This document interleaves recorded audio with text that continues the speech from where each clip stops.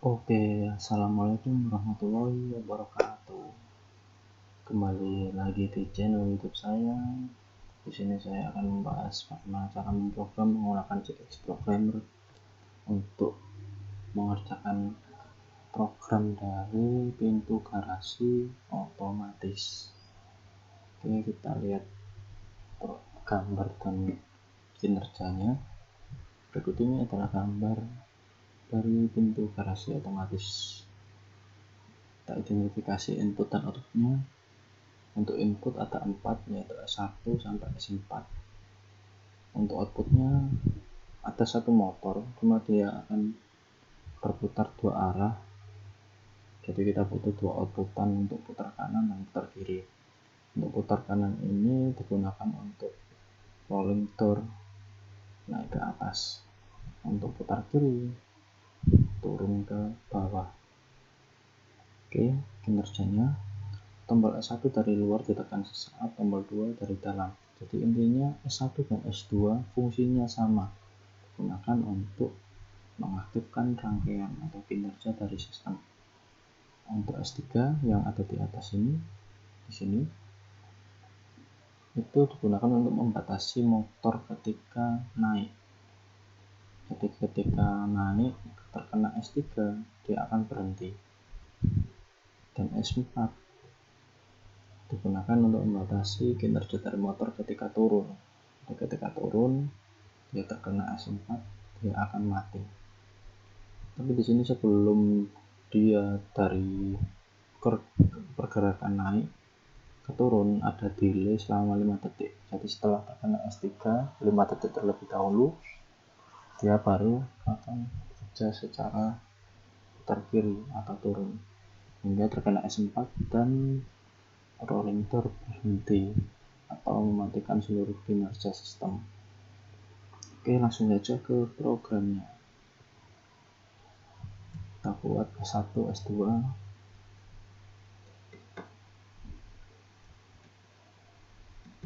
Ini S2. Kita pakai W0 untuk latch planning dari sistem keseluruhan. Kita buat pengunciannya. Oke. Lalu kita buat untuk sistem dari pergerakan motornya atau outputan. Kita buat 100 untuk putar kanan ke atas. Lalu ketika putar kanan ke atas terkena sensor 3, S3, dia akan motor putar kanan akan berhenti. Jadi kita buat penguncian di sini dengan alamat W1. Kita buat latch S3. Kita buat penguncian ya, karena di sini nanti dia akan men-trigger timer juga, makanya di sini saya buat penguncian. Oke, kita buat untuk memutus.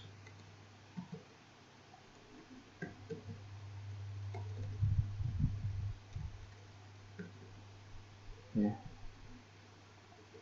di sini untuk mematikan ketika sudah terkena sensor S3, jadi dia tidak berputar kanan terus atau ke atas terus. Kalau sudah mentok di atas ya harus berhenti, kalau tidak berhenti dia akan rusak motornya, karena secara mekanik di lapangan biasanya tertahan. Oke, kita buat timer faktor 50 untuk 5 detik. Timer ini akan menyalakan putar kiri atau 1 untuk putar kiri ke bawah. Oke, sampai dia bertemu dengan sensor keempat. Sensor keempat akan mereset sistem. Oke, saya sendirikan biar tidak bingung. Sebenarnya bisa digabung di atas sih, cuma saya sendirikan aja. Ini untuk trigger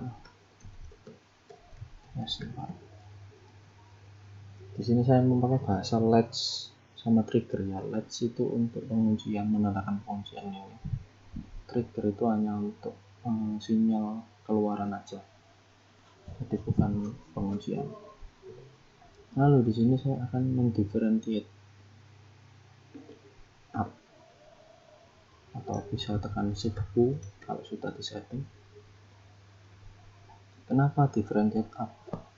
Karena kalau saya pakai di sini tidak ada differentiate up, dia tidak bisa akan mengaktifkan latch running nanti, karena ini akan saya letakkan di sini untuk NC, digunakan untuk mereset sistem. Oke, kita coba nanti saya buktikan tanpa differentiate atau menggunakan differentiate apa bedanya.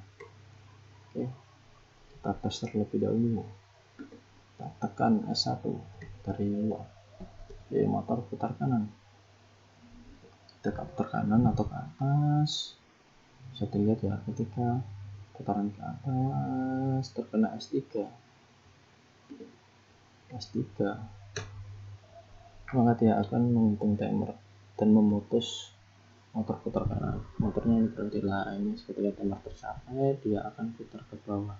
Ketika putar ke bawah, otomatis sensornya tidak kena karena dia sudah turun ke bawah.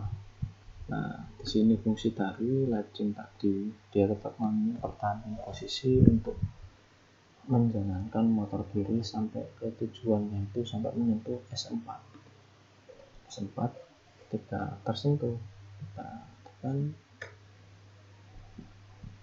Nah, di sini dia akan mereset, mengaktifkan W2 dan memutus latchingan W0, sehingga sistem akan mati secara keseluruhan.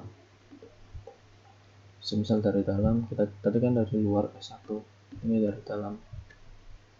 Nah, dia bisa aktif kembali. Oke, dia putar ke atas, tekan S3, dia aktif. Oke, dia turun ke bawah sampai terkena S4, dia akan mati. Oke, untuk seluruh sistem sudah benar. Lalu saya jelaskan mengapa di sini pakai differentiate. Kita coba kalau tidak ada differentiate. Oke, kita logikakan saja. Posisi dari pintu garasi ada di bawah. Kalau di bawah, otomatis S4 aktif. Nah, ketika S4 ini aktif, oke, kita jalankan. Nah, disinilah kesalahannya. Ketika S4 aktif, motornya akan kedip-kedip karena dia tidak bisa mengunci secara penuh. Ketika mengunci, dia putus, terus mengunci lagi, dia putus. Ya, ini berkedip. Kenapa saya pakai differentiate? Karena itu. Coba saya langsung kasih differentiate, langsung bisa jalan kakaknya. Nah, langsung normal. Oke, saya lepas. Oke, lanjut S3. Nah, kalau di atas ini otomatis akan mati. Oke, aktif, turun ke bawah, S3 tidak terkena. Nah, ketika turun ke bawah, mentok ke bawah, S4 terkena, dia akan mereset sistem. Nah, oke, dari sini selesai merupakan kinerja dari pintu garasi otomatis. Mungkin kalau teman-teman ada pertanyaan, ada yang kurang paham, bisa di komen di kolom komentar, bisa tanya-tanya. Oke, cukup sekian video tutorial saya. Nantikan video-video saya selanjutnya. Terima kasih. Wassalamualaikum warahmatullahi wabarakatuh.